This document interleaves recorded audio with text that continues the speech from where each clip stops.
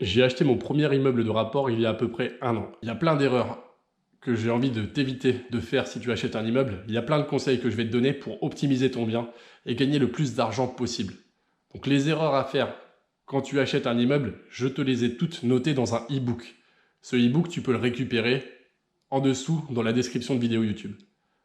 Maintenant que je t'ai dit ça et que tu sais que tu peux récupérer tous les conseils que je vais donner dans cette vidéo et d'autres conseils supplémentaires, parce que le e-book est vraiment très bien fait, tu vas pouvoir écouter tout ce que j'ai à te dire. Il y a 13 erreurs dont je vais parler dans cette vidéo. La 13e erreur, c'est vraiment la plus grave, celle qui peut te causer le plus de problèmes, celle qui peut rendre ton investissement catastrophique. Avant de te parler de la 13e erreur, je vais t'énoncer toutes les autres. Tout d'abord, quand j'ai voulu acheter mon premier immeuble de rapport, j'ai acheté un immeuble avec beaucoup de travaux de rénovation. J'en ai visité beaucoup. Et il faut visiter beaucoup d'immeubles. Parce qu'en visitant beaucoup d'immeubles, tu vas pouvoir comparer les prix, connaître les prix du marché et acheter un immeuble à un prix correct. Si tu ne visites pas assez bien, tu vas acheter un immeuble trop cher par rapport au prix qu'il vaut. Donc attention. Ensuite, il faut savoir que si tu veux faire des travaux de rénovation dans ton immeuble, mon immeuble à moi, avant de l'acheter, j'ai consulté l'urbanisme, le service d'urbanisme de la mairie. Et il y a un autre bien que je voulais acheter. L'agent immobilier me disait que je pouvais faire 6 appartements dedans. Mais j'ai appelé l'urbanisme et l'urbanisme m'a dit qu'on ne pouvait faire que 4 appartements dedans. C'était un bien qui était très très grand, mais c'est la mairie qui a son mot à dire sur ton immeuble. C'est la mairie qui décide de ce que tu as le droit de faire ou non dans ta ville. Par exemple, sur l'île, si tu veux diviser un bien, il faut une place de parking et il faut autre chose, je ne sais plus. Donc, si tu achètes un bien, prends tes précautions. Appelle le service d'urbanisme de ta ville. Et ne fais pas une confiance aveugle à ton agent immobilier. Fais-le toujours quand tu achètes un immeuble. Ensuite, dans mon immeuble à moi, il y a un seul compteur électrique au départ. Sauf que j'ai plusieurs appartements. Une erreur que j'ai faite, c'est une fois l'immeuble acheté, une fois mes entrepreneurs pour mes travaux de rénovation trouvés, eh ben, j'ai pas appelé tout de suite pour mettre en place mes compteurs électriques. Or, dans mon immeuble, j'ai besoin de 3 nouveaux compteurs. Pour avoir 3 compteurs électriques, chez Enedis, les délais sont longs. Ça te prend 4 à 6 mois pour ajouter tes compteurs électriques, pour que le dossier soit traité, etc. Donc, par précaution, dès que tu achètes ton immeuble, appelle Enedis le plus vite possible. Ajoute tes compteurs le plus vite possible. N'attends pas, par exemple, que ta toiture soit finie, etc. La première chose à faire, c'est d'ajouter tes compteurs le plus vite possible, de remplir tes dossiers le plus vite possible, parce qu'il y a un délai d'attente. Des autres erreurs à faire, et là, je suis allé voir un copain à Reims qui investit également. Ton bien, il va falloir l'utiliser de la bonne façon.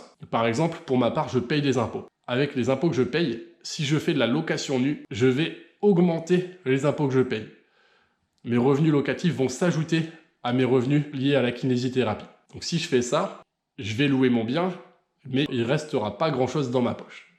Donc pour ma part, comme je paye des impôts, je dois faire de la location meublée. Surtout, prends le temps de savoir comment tu dois louer ton bien. Est-ce que tu le loues en location nue? Est-ce que tu le loues en location meublée? Renseigne-toi. Avant de le louer, avant de mettre un locataire et de te dépêcher à mettre un locataire, réfléchis à comment tu loues ton bien et qu'est-ce qui te permet de générer le plus d'argent. Si tu le loues de la mauvaise façon, tu n'auras presque pas de bénéfice sur ton bien. Donc fais très attention et pense-y avant de mettre des locataires. D'autres choses que je voulais te dire, c'est que pour acheter un immeuble, il va aussi falloir faire attention aux travaux. Si tu achètes un immeuble où la toiture est pourrie, bon, le mien, la toiture était pourrie. Mais comme je ne l'ai pas acheté cher, je le savais à l'avance, je l'avais pris en compte au départ. Mais si tu achètes un immeuble très cher et que la toiture est pourrie, il va falloir refaire la toiture. Donc, fais attention avant de savoir ce que tu achètes. Si tu achètes un immeuble avec une toiture pourrie, fais baisser le prix. Dis au vendeur, votre toiture est pourrie, je vais devoir la refaire. Donc, négocie le prix. Prends le temps de négocier. Donc, il faut t'y connaître un minimum. Pour ma part, j'y connaissais rien. Donc, quand j'ai visité mon bien, j'y suis allé avec des maçons. J'ai demandé l'avis de personnes que je connais qui sont maçons. Et ils m'ont dit, Flavien, attention, ce poste-là, ça va te coûter cher. Tu as ça, ça et ça dans cet immeuble qui va te coûter cher. Donc il y a des immeubles que je n'ai pas acheté parce que leur prix était trop cher et les travaux étaient également importants. Donc il va falloir que soit tu négocies le prix de ton immeuble parce qu'il y a beaucoup de travaux, soit tu y vas avec quelqu'un qui s'y connaît pour qu'il te dise, bon, là, l'immeuble, il est intéressant, les travaux, tu en as pour une enveloppe globale qui vaut à peu près ça, tu peux te lancer, tu prends pas beaucoup de risques. Donc il va falloir que tu saches un peu ce que tu achètes. Et si il y a beaucoup de travaux, donc si par exemple tes fondations sont pourries, bah n'achète pas, tu vois, c'est dangereux. Si tu vois que tes murs porteurs, ils sont pas terribles, ben pareil, fais attention. Donc il y a des postes où il faut faire attention, il faut mieux avoir l'avis de connaisseurs. Donc il faut mieux que tu demandes à quelqu'un qui s'y connaisse de venir voir ton bien, quitte à lui donner un petit billet pour le remercier de s'être déplacé et de t'avoir aidé. Donc c'est ce que j'avais fait pour ma part et ça m'a évité de faire quelques erreurs. Si le maçon te dit « Oula, ça, il y a un gros poste de dépense », bah dis au vendeur « Ok, votre bien, il m'intéresse, mais par contre, votre escalier est pourri, ça va me coûter beaucoup d'argent. J'aimerais négocier le bien, au lieu de le payer 100 000, j'aimerais l'avoir à 80 000. N'hésite pas à négocier. » Ensuite, comme je le dis dans une autre vidéo, si tu achètes un bel immeuble avec des beaux apparts dans un endroit pourri, par exemple dans un endroit craignos ou dans un endroit où personne ne veut aller, ben, ce n'est pas un bon plan. Tu vas acheter un bien qui ne va pas se louer. Donc, comme le disent les agents immobiliers, première chose à penser, l'emplacement, deuxième l'emplacement, troisième l'emplacement, quatrième chose l'emplacement, cinquième l'emplacement. Donc surtout, il faut que tu connaisses l'endroit où tu achètes. Il faut que tu sois sûr que ce que tu achètes, ça va se louer. J'ai fait une vidéo qui s'appelle « Où investir dans l'immobilier » où je parle de personnes, d'autres investisseurs qui ont fait 2-3 bêtises et qui s'en mordent les doigts. Donc je te conseille d'aller voir cette vidéo-là. Ça t'évitera de faire quelques erreurs. Ensuite, il va falloir que tu trouves une entreprise. Donc moi, j'ai été assez long avant de trouver une entreprise. Donc pour ma part, j'ai pris une entreprise généraliste qui me fait l'électricité, la plomberie, le placo, qui me fait tout chez moi. Entre la période où j'ai parlé au propriétaire et la période où je signais mon bien chez le notaire, il y a eu, allez, on va dire 2 mois. Pendant ces 2 mois-là, j'aurais dû faire visiter mon bien avec des maçons et établir mes devis avec des maçons. Ça m'aurait permis de faire mes travaux plus rapidement, plutôt que de perdre une grosse période. Donc dès que tu sais que tu vas être propriétaire, avant même d'avoir payé chez le notaire, fais établir tes devis. Et tes devis, il va falloir que tu les compares, que tu fasses plusieurs devis.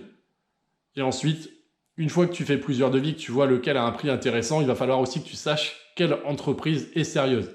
Donc n'hésite pas à aller visiter les chantiers sur place pour voir comment ils travaillent. Et n'hésite pas à demander des avis aux gens pour savoir comment ils travaillent. Et n'hésite pas également à essayer de trouver leur bilan comptable, voir un peu si l'entreprise elle a un peu d'argent ou pas. Ensuite, une autre précaution pour les travaux, une fois que tu as trouvé ton entreprise, attention, chose très importante pour tes travaux, ne paye pas trop rapidement. Il va falloir, imagine ton entrepreneur te dit, on en est à tel moment des travaux, je veux que tu me ravances 10 000 euros. S'il a presque rien foutu, ben ne lui donne pas ces 10 000 euros. Tu lui donnes par exemple 1 000 euros pour dire qu'il puisse avoir un petit peu de sous pour payer ses employés, etc. Mais ne lui donne pas la totalité si il n'a pas avancé suffisamment. Donc au début, si tu es jeune investisseur, tu vas avoir peur de ne pas payer ce que la personne te dit. Mais attention, surtout, ne paye pas trop vite. Ne paye pas trop vite quelqu'un qui n'avance pas suffisamment vite. Donc prends ton temps. C'est important et au début, c'est une erreur que tu vas avoir tendance à faire. Et concernant les travaux, comme je n'y connaissais rien, j'ai fait affaire à une dessinatrice qui m'a fait mes déclarations de travaux. Au moins, ça a été beaucoup plus rapide. Avant de te parler de la plus grosse erreur qu'il ne faut pas commettre pour acheter un immeuble de rapport, la dernière erreur que je voulais te parler, l'erreur la plus grave, une erreur très grave, je vais te laisser un petit mot. Et une fois que ce petit mot sera passé, je te délivrerai cette erreur. Pour acheter ton bien sans faire d'erreur, j'ai fait un livre PDF, un e-book que je t'offre gratuitement. Pour récupérer ton e-book, c'est en lien dans la description de vidéo YouTube. Donc je te mettrai toutes les erreurs à ne pas faire, tous les conseils à prendre en compte avant d'acheter un immeuble. Donc je te conseille d'aller y jeter un œil et pour y avoir accès, regarde dans la description de vidéo YouTube. J'ai fait pas mal d'autres vidéos où je présente mon immeuble de rapport, je te fais visiter mon immeuble. Et j'ai fait d'autres vidéos concernant l'immobilier. Donc tu peux également y jeter un œil. Si tu veux rejoindre ma page Facebook, c'est en dessous. Et si tu aimes les conseils que je te donne, tu peux aussi t'abonner à ma chaîne YouTube. Je te donne également dans d'autres vidéos des solutions pour gagner sa vie sur Internet. Donc tu peux y jeter un œil, c'est également intéressant.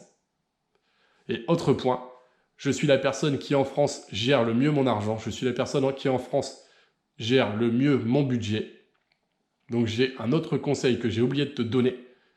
C'est que sur Internet, que ce soit les coachs ou les formateurs en ligne qui te vendent des formations sur l'immobilier, il y en a certains qui font un peu n'importe quoi selon moi. Il y a certaines personnes qui ont investi dans l'immobilier et qui te vendent des formations. Ce sont des personnes qui ne sont pas capables de générer beaucoup d'argent. Elles avaient un emploi qui leur apportait peu d'argent. Et en premier investissement, elles ont acheté un bien qui coûte par exemple 500 000 balles. Alors que ce sont des gens qui ramènent très peu d'argent chaque mois.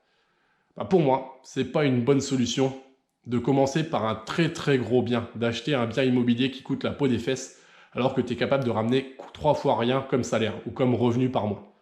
Donc je te conseille également de commencer doucement. Avant d'acheter un immeuble où il y a 20 appartements, si tu es capable de ramener 1 500 € par mois, commence par un petit immeuble. Et ensuite, une fois que tu auras plein d'immeubles, que tu auras plein d'expérience, que tu auras plein d'argent de côté, ok, il y a un moment où tu auras tellement de sous que tu pourras t'acheter un immeuble avec 20 appartements.